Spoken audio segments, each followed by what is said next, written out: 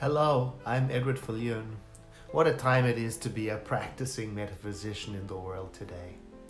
This year, 2020, the suggested theme in Centers for Spiritual Living is appropriately 2020 Spiritual Vision.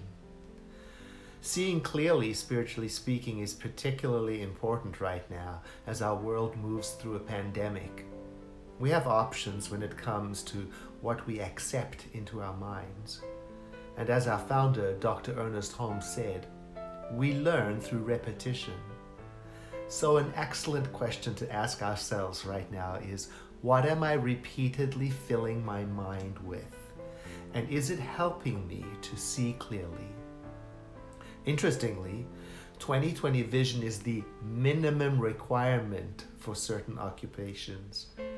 Yet, it is by no means the best vision. The human eye can see better than 2020. Nevertheless, the term 2020 vision has become synonymous with perfect vision.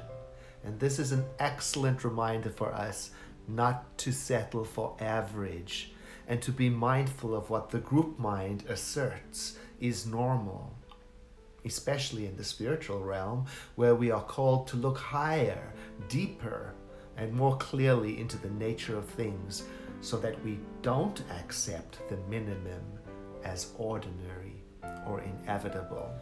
Centers for Spiritual Living offers global theme outlines and content for its centers and study groups worldwide as a resource and inspiration. April's suggested focus is bright beginnings, and appropriately so, because there is a lot going on in the world that may well be asking us to do things differently. And April 8 is Passover, the timeless story of the journey into freedom. And April 12, Easter, the moment of resurrection.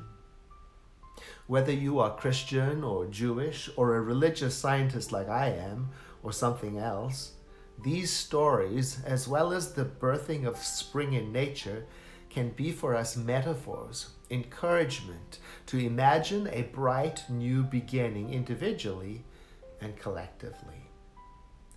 In his book, The World Could Be Otherwise, Norman Fisher reminds us that imagination isn't an escape from reality.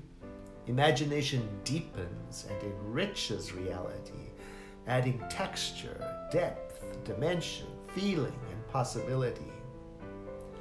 How do you imagine the future?